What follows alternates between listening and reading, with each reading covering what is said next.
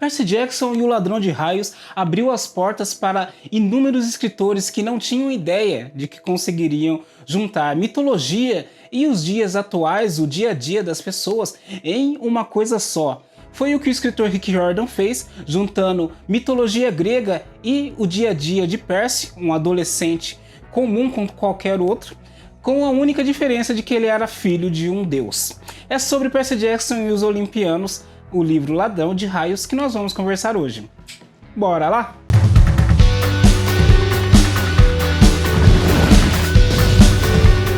Salve galera, Rodzão Donadi na área, sejam muito bem-vindos. Eu sou escritor de literatura de fantasia, sou um entusiasta e apaixonado pelo Riordan Verso, que é o universo compartilhado que o escritor Rick Riordan desenvolveu para as suas histórias. Se você não tem ideia do que é o Riordan Verso, eu vou deixar aqui nos cards um vídeo onde eu explico para você sobre as séries que fazem parte desse universo maravilhoso. E aproveita e deixa aquele like esperto aqui no vídeo para que mais pessoas possam encontrar aqui esse conteúdo. Também me ajuda muito, me motiva bastante a continuar produzindo vídeos aqui para vocês. E se você não é inscrito aqui no canal, aproveite e se inscreve. Eu sempre estou trazendo literatura de fantasia, dicas de leitura e conteúdo sobre o mercado literário voltado para a literatura de fantasia, além de trazer dicas e tutoriais voltadas para a galera que gosta de escrever suas próprias histórias. E hoje nós vamos falar sobre o primeiro livro, Percy Jackson e o Ladrão de Raios, o livro que abriu as portas para o Riordan Verso. Em Percy Jackson e o Ladrão de Raios nós vamos acompanhar as aventuras de Percy Jackson, que é um garoto de 12 anos que sempre se dá mal na escola, sempre onde ele passa a confusão tá armada e ele não tem a mínima ideia do porquê. Ele acaba descobrindo isso depois que acidentalmente ele mata a professora dele de álgebra com uma caneta que se transforma em uma espada, lançada para ele por um professor cadeirante que se transforma em um centauro. Teria sido melhor ir ver o Pelé. Calma, vamos por partes. Vamos devagar. Percy é um garoto de 12 anos que estuda em uma escola em tempo integral e acaba morando ali, é tipo mais ou menos um internato. Uma das coisas que Percy não aceita de jeito nenhum é que mexam com seus amigos. Isso é algo que está intrínseco nele desde o primeiro capítulo ali do livro e vai se desenrolando em toda a série e em outros livros das séries seguintes do Riordan Verso. Uma das colegas de sala de Percy, a Nancy Bobofit, creio que é isso o nome dela, acho que é Nancy Bobofit, vive importunando Groover, que é o seu melhor amigo. Percy não aceita isso e todas as vezes que ela provoca o seu amigo, ele tem vontade de encrencar com ela. E Groover sempre tenta ali apaziguar, tenta impedir que o Percy se meta em mais confusões.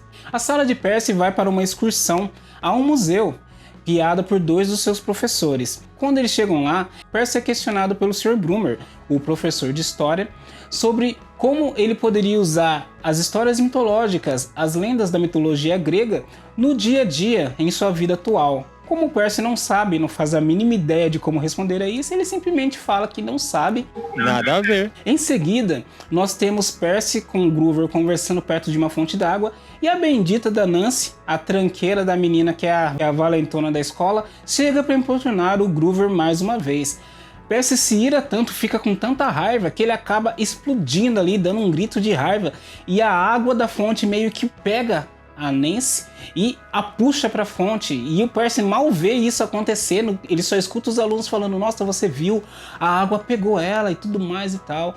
E nisso a professora de álgebra dele, a senhora Dudes, que é uma velhinha que parece o demônio em forma de gente, chama o Percy lá para dentro do museu para dar uma advertência para ele. Quando ele chega lá, a senhora Dudes está em cima de uma das estátuas, se transforma em um monstro e começa a dizer para o Percy devolver aquilo que ele pegou. O Percy não faz ideia do que está acontecendo, ele fica ali paralisado quando a professora se prepara para atacar e o professor dele, Sr. Brummer, que é um cadeirante, aparece do nada ali, joga uma caneta para ele, a caneta se transforma em uma espada e ele consegue matar a diretora, transformá-la em pó dourado com um golpe só. Quando tudo aquilo acaba, ele olha para a espada voltou a ser uma caneta, ele fica ali sem saber o que aconteceu, o que rolou, e acaba indo falar com o Sr. Brummer, que simplesmente finge que nada aconteceu e fala pro Percy que ele deveria trazer os seus próprios instrumentos de escrita na próxima excursão. A partir daquele momento, a vida do Percy, que já não era fácil, vira uma maluquice total. Todas as pessoas da escola afirmam que a senhora Dudes nunca existiu, que é uma outra professora que sempre deu aula para eles de aritmética ou álgebra, eu não me lembro bem agora. E até o seu amigo Groover bate o pé firmemente falando que nunca existiu uma senhora Dudes.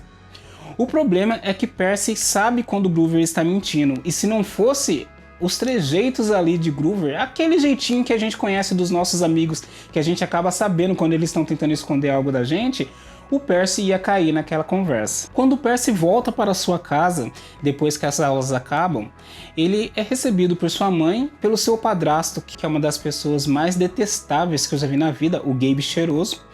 E depois de um certo atrito ali entre o Percy e o padrasto, a mãe dele consegue convencer o cara a deixar que ela e Percy vão para um chalé deles na praia. E é quando estão nesse chalé, só os dois curtindo ali tranquilamente, descansando durante a noite, que o Groover chega apavorado dizendo que o Minotauro está atrás deles. Agora, se você é uma pessoa como eu, que nunca viu um Minotauro na vida e não faz ideia de que monstros existem, eu acho que você reagiria da mesma maneira que eu ou que o Percy. O meu amigo tá doidinho. Eu tenho certeza que essa seria a reação do Percy se ele não olhasse para baixo e visse que no lugar de calças, o Groover tinha pernas de bode peludas e o seu pé não era um pé, era um casco fendido. Groover era um sátiro, um espírito da natureza, um guardião de semideuses que foi enviado para tomar conta do Percy. Groover, Percy e sua mãe entram no carro e tentam fugir desesperadamente, evitar que o Minotauro os alcance, mas a criatura é incrivelmente rápida para um ser tão pesado e tão grande daquele jeito. De alguma maneira, um raio acaba atingindo o carro deles e eles capotam ali quando estão bem pertinho de chegar no destino que a mãe dele estava levando o Percy e o Groover. Com a ajuda da sua mãe, Sally Jackson, Percy pega Groover, que está desacordado, e eles começam a arrastá-lo até a colina. A mãe dele garante que se eles conseguirem ultrapassar a colina, eles estarão salvos. Mas tem um problema. A mãe do Percy não pode ultrapassar a barreira.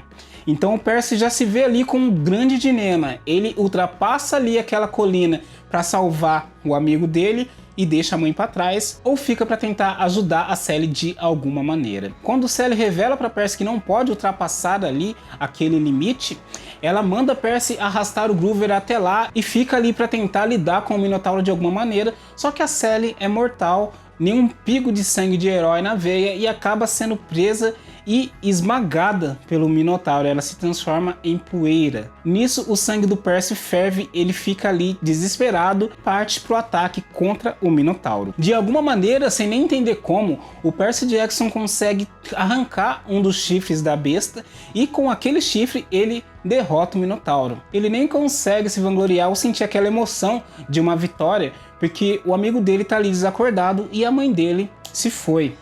O Percy arrasta o Groover até uma casa que ele avista lá embaixo, depois no final da colina. Ele vai arrastando o Groover até lá, em meio a choro e desespero, com as últimas forças que lhe restam, e quando ele chega na varanda da casa, ele desmaia. A partir desse momento, o Percy descobre que ele é um semideus.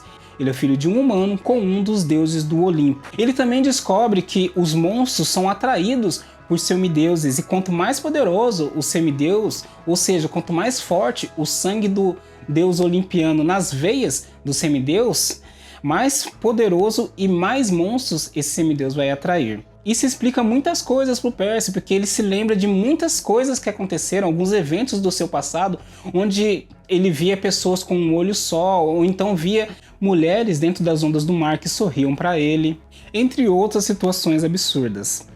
Mas se você acha que a vida de um semideus é gostosa, é bacana, é legal, enfrentar monstros e tudo mais, o livro Percy Jackson e o Ladrão dos Raios mostra um outro lado disso. Percy acabou de perder sua mãe, assim como todos os outros semideuses, ele sempre foi rejeitado, sempre foi problemático e nunca conseguiu se concentrar em nada na escola, resultado da sua déficit de atenção e hiperatividade, que é algo muito comum a todos os semideuses, porque segundo Annabeth, que é uma das pessoas que mais se aproxima dele ali no acampamento Meio-Sangue, a mente do Percy está preparada para a batalha, por isso ele não consegue ficar parado, está sempre prestando atenção em tudo que está acontecendo, sempre ali meio atento porque ele foi preparado para ser um guerreiro. Existem coisas boas ali naquele lugar que o Percy foi parar? Com certeza existem. Ali o acampamento Meio-Sangue, um retiro para todos os semideuses poderem treinar suas habilidades, aprenderem como enfrentar monstros para que a sua vida no mundo real seja assim mais confortável possível. Existem muitos semideuses que acabam ficando ali no acampamento Meio-Sangue, fazendo ali a sua morada, porque ou seus pais não os querem, ou então são órfãos também dos pais humanos, ou simplesmente não se encaixam ali, não se encontram no mundo real, apenas ali no mundo místico ali do acampamento Meio-Sangue eles se sentem realmente à vontade, se sentem quem conseguem ser quem realmente são. Além do Groover e da Annabeth, o Percy também faz amizade com o Luke. O Groover é o único espírito da natureza que é amigo do Percy. A Annabeth e o Luke são semideuses como ele. A Annabeth é filha de Atena e o Luke é filho de Hermes. Ambos ali do seu próprio jeito tentam ajudar o Percy a se adaptar e assim entrosar um pouco melhor ali nas atividades do dia a dia do acampamento. Mas o Percy devia ser o semideus mais azarado de todos os tempos, porque ao mesmo tempo que ele começa a se entrosar ali, começa a fazer amizade, começa a sentir que aquele lugar pode ser o seu lar, um evento trágico coloca fim a tudo isso. Numa das atividades do acampamento, a captura bandeira, o Percy faz parte de um time que é a aliança entre as casas, entre os chalés de Hermes e Atena. O Percy fica ali no riacho para defender o limite entre o território das duas equipes. A equipe dele contra uma aliança do chalé de Ares com alguns outros. O Percy está tranquilo ali, achando que nada vai acontecer, porque a emoção de verdade está acontecendo perto ali de onde as bandeiras estão localizadas, quando um grupo de filhos de Ares aparece. Percy tinha humilhado a líder do chalé de Ares, a Clarice, assim que chegou ali no acampamento. Ela tentou batizá-lo, ou seja, enfiar a cabeça dele dentro de uma privada, e ele meio que teve aquela onda de raiva, de pânico ali, que nem aconteceu com a Nancy no começo do livro, e as águas das privadas e dos chuveiros ali do banheiro se voltaram ali, se enervaram contra a Clarice, jogou a Clarice longe ali com tudo quanto é força. E você imagina que a gente está falando de água de privada, não era a água mais cheirosa do mundo, tinha nada de essência de boticário por ali. Ele acabou se colocando como uma pessoa que o pessoal do chalé de Ares tinha medo ali de provocar. O chalé de Ares era meio que uns valetões ali do acampamento. Por outro lado, ali no riacho ele estava sozinho, e a Clarice chegou com alguns irmãos dela para dar o troco no Percy. Eles conseguem fazer um dano considerável nele, e só quando ele recua para o riacho, ele sente as suas forças serem renovadas. Ele sente um ímpeto ali de força, de poder, e consegue derrotar tanto a Clarice, que é uma guerreira bem experiente, quanto os outros irmãos dela. Assim que isso acontece, o Luke consegue ultrapassar ali o limite, dando ao time do Percy a vitória do jogo de captura e bandeira. E nesse momento, um cão infernal ataca.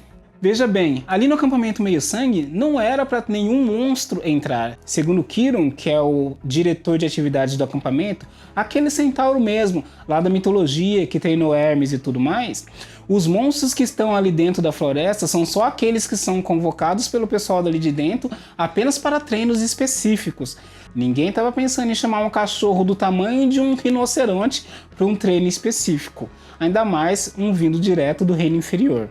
O cão infernal se lança sobre o Percy e consegue com as garras dele ali detonar toda a frente dele. Todo mundo olha para ele já imaginando a lápide. Morre Percy Jackson, semideus, sendo destroçado por cachorro gigante. Nesse momento, a Annabeth insiste que ele entre dentro do riacho e todas as feridas dele são curadas. Ele olha e fala assim, eu não entendo o que está acontecendo, olha ao redor e todo mundo se ajoelha. Ele fica pasmo, sem saber o que aconteceu, até que a Annabeth aponta para a cabeça dele. Tem a imagem de um triângulo verde reluzindo sobre a cabeça dele. E Kiron declara que ele é filho de Poseidon, o deus dos mares. Assim que Poseidon reclamou Percy como filho, as coisas pioraram pra caramba. Dionísio, que era o diretor do acampamento, que estava ali por ter sido punido por Zeus, queria uma ninfa que Zeus declarou que era inacessível, que não deveria ser namorada por nenhum deus, quer imediatamente transformar Perse em Plâncton, ou então em um golfinho, e mandá-lo de volta para Poseidon. Só não faz isso porque Quirón aconselha ele a não fazê-lo. Se Quirón não tivesse ali, Perse ia se dar mal e ia virar um golfinho narigudo. Quirón então dá uma opção para Perse. Ele pode aceitar uma missão para resolver um grande problema que está acontecendo no Olimpo. A situação é a seguinte: o raio de Zeus, que é o símbolo do seu poder, foi roubado, e ele acha que foi Poseidon que fez isso. Poseidon, por outro lado, não aceitou ser chamado de ladrão e quer que Zeus peça desculpa para ele.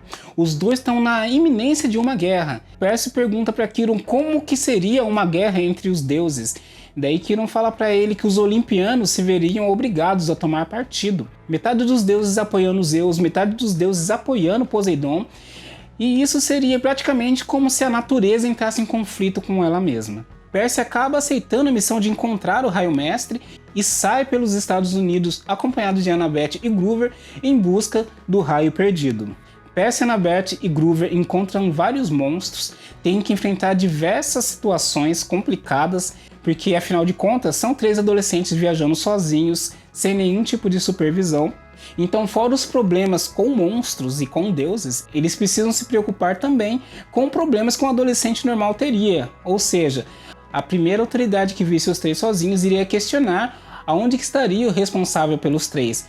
Não daria para eles falarem que estavam no acampamento meio-sangue, que era um centauro, muito menos que os pais deles estavam lá nos céus, no Monte Olimpo, só olhando por eles ali, curtindo a vida. Não dá para falar uma coisa dessa. Fora os monstros e os problemas do dia a dia que adolescentes viajando sozinhos poderiam encontrar, eles ainda precisam se deparar com alguns deuses que mais atrapalham a vida deles do que ajudam. Se você quer saber um pouco sobre os deuses que aparecem no livro Percy Jackson e os Olimpianos, eu fiz um vídeo falando sobre cada deus, mesmo aqueles que não são considerados deuses no universo ali do Rick Riordan, mas são deuses em algumas das lendas da mitologia grega. Eu vou deixar esse vídeo aqui nos cards para você dar uma olhada depois. O que eu posso dizer de Percy Jackson e o Ladrão de Raios é que é uma leitura maravilhosa. É uma leitura voltada sim para adolescentes, até para crianças lerem, mas é uma trama que vai evoluindo de livro em livro, e se você quiser entender um pouco melhor as outras sagas do Riordan Verso, você precisa começar por Percy Jackson e o Ladrão de Raios. Nós vamos ficando por aqui, gente. Eu espero que vocês tenham gostado do vídeo, tenham curtido aqui essa resenha. Não deixe de curtir o vídeo se você ainda não curtiu. Se você ainda não se inscreveu no canal, aproveita que essa é a hora. É só clicar aqui no botão de inscrever-se e ativar o sininho para receber as notificações. E aproveita e me diz aqui qual que é o seu personagem preferido da série Percy Jackson e os Olimpianos. Entre Percy, Groover e Annabeth, todos os deuses e semideuses que aparecem ali, a Annabeth é minha preferida. Mas eu queria saber de você qual personagem que você mais gosta aqui do livro O Ladrão de Raios. Muito obrigado por ter assistido o vídeo até aqui. Até a próxima!